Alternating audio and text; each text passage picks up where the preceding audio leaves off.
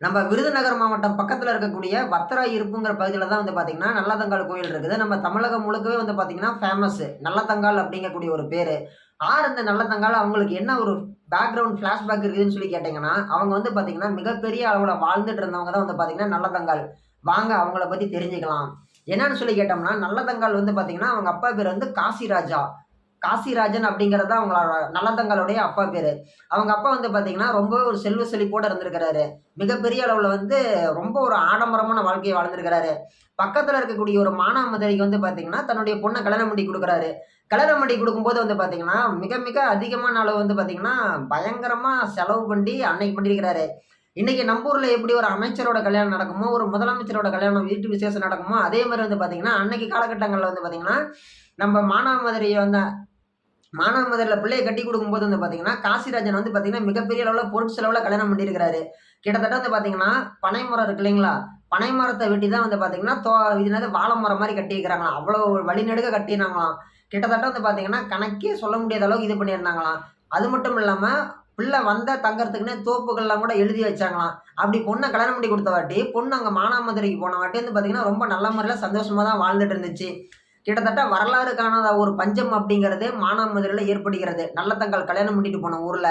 நல்லதங்காளுக்கு வந்து பார்த்தீங்கன்னா 7 குழந்தைகள். கிட்டத்தட்ட வந்து பார்த்தீங்கன்னா 4 பசங்க, 3 பெண் குழந்தைங்க பொறக்குறாங்க. ஓகேங்களா? அப்படி பொறந்து வாழ்ந்துட்டு இருக்கக்கூடிய காலகட்டங்கள்லாம் மழையே பெய்யல. மழையே பெய்யாதனால ஊர் மிக மிக கடுமையான அளவு பஞ்சத்துக்கும், பாதிப்புக்கும் உள்ளாகுது. அப்படி உள்ளானதுனால வாழ்றதுக்கே வழி இல்லாம நெறைய மக்கள் ஊர விட்டு வெளியில பஞ்சம் பஞ்சம் பிழைக்க போக ஆரம்பிச்சாங்க. விவசாயம் பண்ற வழி இல்ல. வாழ்க்கை வாழ்வாதாரம் பண்ற வழி இல்லங்கிறதுனால, மானாமதுரை ஆட்சி செஞ்ச நல்லதங்காளுடைய கணவரும் வந்து பார்த்தீங்கன்னா, கிட்டத்தட்ட ஒரு ஏழ்மை அப்படிங்கக்கூடிய ஒரு சூழ்நிலைக்கு வந்துட்டாரு. சாப்பிடறதுக்கு அரிசி வேணும் இல்லையா? மழை பெஞ்சா தானே எல்லாம் கிடைக்கும். ஸோ ஒரு ஒரு ஒரு இக்கட்டான ஒரு சூழ்நிலைக்கு வந்துட்டாங்க, நல்லதங்காளோட குடும்பம். அப்ப நல்லதங்காள் கேட்கறாங்க, இந்த மாரி நான் எங்க அப்பா வீட்டுக்கு போயிட்டுறேன் அப்படின்னு சொல்லிட்டு. அப்ப வந்து மானாமதுரையில இருக்கக்கூடிய அவங்க வூட்டுக்காரர் சொல்றாரு, "இல்ல கண்ணு நீ அங்க போவாத. நீ வந்து உங்க அப்பா, அம்மா வீட்டுக்கு போற அப்டின்னா, நீ இங்கேருந்து போம்போது, நான் கூட வரும்போது தான் நீ போணும். இல்லையா, இங்கேருந்து நீ தனியா பிள்ளைங்கள கூட்டு போயிட்டன்னா, அவங்கள விட நம்ம ஓரளவுக்கு நல்லா செழிப்பா இருந்தா தான் நீ இங்கேருந்து அங்க போணும். இங்கேருந்து பிள்ளைங்களுக்கு சாப்பாடு கிடைக்கலன்னு சொல்லிட்டு அங்க நீ போன அப்டின்னா, அது ரொம்பவே தப்பான விஷயம். ஸோ நீ அங்க போவாதன்னு சொல்லி அவங்க கணவர் தடுக்குறாரு. நல்லதங்கள என்ன பண்றாங்க, "இல்ல நான் போயிட்டு தான் தீருவேன். என் பிள்ளைங்க வந்து பசியில வாடுது. நான் எங்க அப்பா வீட்டுக்கு போனேன்னா, எங்க அண்ணன் இருக்கிறாரு. எங்க பிள்ளைங்களுக்கு சாப்பிடுறதுக்கு சாப்பாடு அவரு குடுத்துருவாரு." அப்படின்னு சொல்லிட்டு இந்த அம்மா போறாங்க.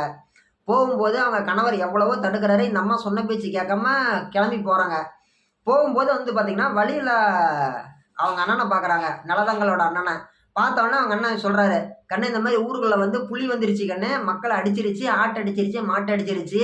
நான் வந்து பதிலுக்கு அத ஊர விட்டுட்டு காட்டுக்குள்ளாடி தொரத்துறதுக்கோசரம் ஆளுங்கள கூட்டிட்டு போறேன் கண்ணு. நீ வீட்டுக்கு போ சாமி. அண்ணி அங்க இருக்கிறாங்க. நீ போயிட்டு வா கண்ணுன்னு" சொல்லி அனுப்பி விடுறாரு. இவங்க வராங்க அப்படிங்கிற ஒரு விஷயம் வந்து பார்த்தீங்கன்னா, இவங்களுடைய அண்ணி, நல்லதங்களுடைய அண்ணி. அவங்க பேர் வந்து பார்த்தீங்கன்னா, நீலி அலங்காரி. ஓகேங்களா? அந்த அவங்களுக்கு வந்து பார்த்தீங்கன்னா, தகவல் போய் சேருது. ஸோ அவங்க என்ன பண்றாங்க, சமையல் செய்யக்கூடிய ஆளுங்கள்லாம் வூட்டுக்கு அனுப்பிவுட்டு, இவங்க உடம்பு சரியில்லாத மாரி போய் வூட்டுக்குள்ளாடி படுத்துக்கிட்டாங்களாம். கதவ உள்டாப்பா போட்டுக்கிட்டு. இவங்க வந்து பசியோட 7 பிள்ளைங்கள கூட்டிட்டு வந்து வாசப்படிக்கு வெளியில நின்னு, "அண்ணி கதவ தொறங்க.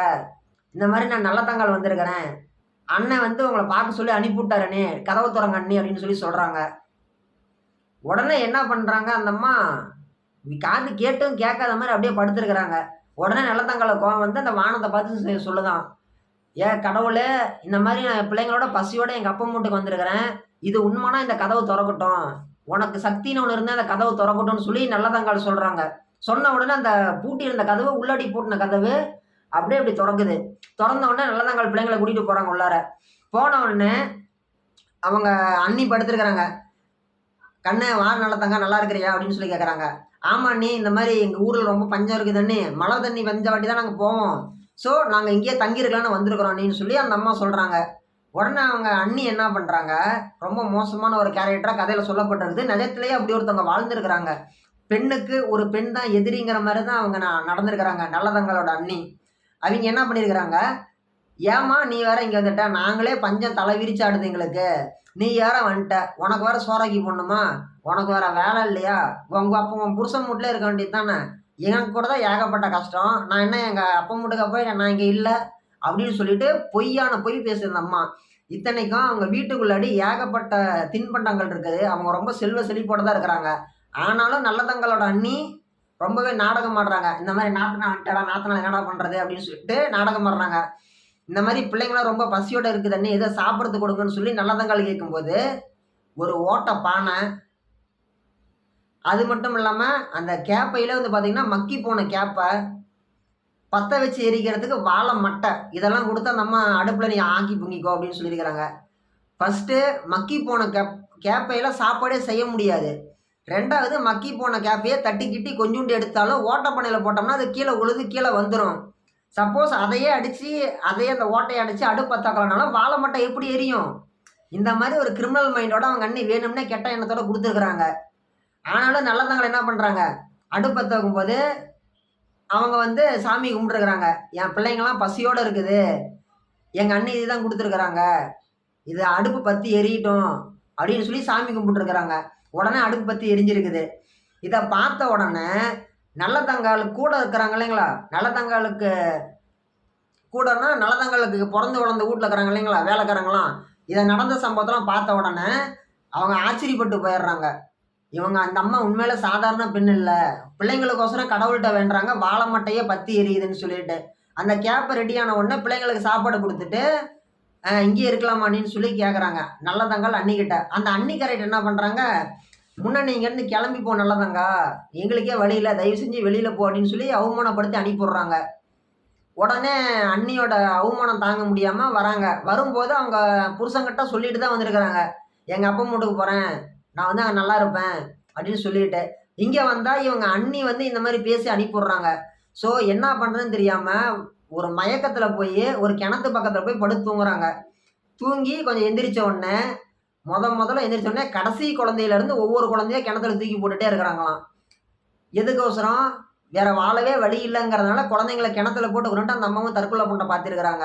ஸோ எல்லா குழந்தையும் கொட்ட வாட்டியும் முதல்ல பத்த பையன் மூத்த வாரிசு ஆண்மகன் சொல்றானா, ஓடி போய் நான் உன் பேர் சொல்லி பொழைச்சிக்கிறேம்மா, தப்பிச்சு போய் தந்தை பேர் சொல்லி பொழைச்சிக்கிறேம்மா, என்னை உயிரோட விட்டுரு அப்படின்ட்டு. அந்த அம்மா சொல்லுதான், நான் சாவ போறேன், உன்னையும் கொண்டுட்டு தான் சாவன்னு அந்த பையனையும் தூக்கி கிணத்துல போட்டு இந்த அம்மா ஒன்று செத்து போயிடுறாங்களாம். இது உண்மையிலேயே வந்து நிஜத்தில் நடந்தது. காட்டுக்கு வேட்டைக்கு போன புலியை துரத்த போன நல்லதங்களோடனே திரும்ப வந்த உடனே இந்த மாதிரி விஷயம் நடந்துருச்சுன்னு உடனே என்ன பண்றாரு, அவங்க மச்சான்னு கல்யாணம் பண்ற மாதிரி இது பண்ணி அவங்க நல்லதங்களுடைய அண்ணி அவங்க குடும்பத்தெல்லாம் வர வச்சு ஒரே அருவாளால அவங்க குடும்பத்தையே கொண்டு போடுறாரு. கொண்டு போட்டு அவரும் தற்கொலை பண்ணி இறந்து போயிடுறாராம். இந்தாண்ட நல்லதங்களோட புருஷன் என்ன பண்றாரு, இந்த அம்மா இந்தாண்ட வந்து இந்த சம்பவம் நடந்துட்டு இருக்கும்போது அங்க மழை பெஞ்சு ஊர் செழிச்சிருச்சு. பொண்டாட்டி தேடி வராரு, பிள்ளைங்களை தேடி வராரு. வந்த வட்டி தான் தெரியுது இந்த மாதிரி நடந்துருச்சு அப்படின்ட்டு. உடனே சாமி நேரில் வந்து வரம் கொடுத்துச்சான், உனக்கு நான் வரம் கொடுக்குறேம்மா, உன் மக்களை உனக்கு திருப்பி கொடுக்குறேன், நீ போய் நல்லபடியாக வாழுன்ட்டு. அந்த அம்மா இருந்துட்டு, என் 7 பிள்ளைங்களும் எனக்கு திரும்ப வேணாம், நானும் உயிரோட வரல, இனிமேலாச்சும் இந்த ஊர் நல்லா இருக்கணும் அப்படின்னு சொல்லி அந்த அம்மா வரம் கேட்டாங்களாம் சாமி கிட்ட, நல்லதங்கால். அதனால வந்து பார்த்தீங்கன்னா அந்த அம்மா கோவில் கட்டி கும்பிட்றாங்க. விருதுநகர் மாவட்டம் பக்கத்தில் இருக்கக்கூடிய வத்திராயிருப்பு பகுதியில் தான் வந்து பார்த்தீங்கன்னா நல்லதங்கால் சாமி கோயில் இருக்குது. ஒவ்வொரு வருஷமும் ஆடி மாதம் ஆடி 18 அன்னைக்கு திருவிழா போடுவாங்க. எல்லாரும் போயிட்டு வாங்க. நான் இது வரைக்கும் போயிட்டு வரணும்னு ஆசைப்படுறேன். போயிட்டு வரலாம்.